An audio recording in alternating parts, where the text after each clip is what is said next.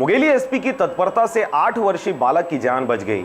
14 मार्च को कुंडा से रिश्तेदार के द्वारा बालक की उठाईगिरी की गई थी, मगर एसपी की संज्ञान में बात आते ही तत्परता से कार्रवाई की गई और अपहरणकर्ता को गिरफ्तार कर लिया गया। मुंगेली समीपस्थ जिले के कुंडा थाना अंतर्गत रिश्तेदार के ही द्वारा 8 वर्षीय बालक का अपहरण कर 3 लाख रुपए फिरौती मांगने की घटना सामने आई है।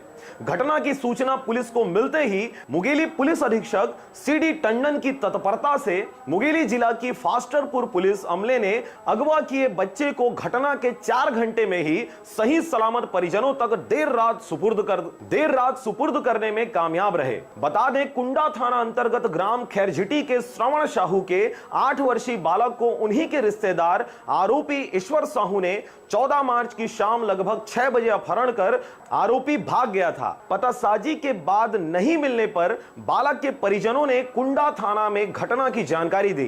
पुलिस ने आरोपी ईश्वर के खिलाफ धारा 363, 364 का पंजीबद्ध कर आरोपी को जेल भेज दिया है। Bureau report RJ रामझाझर।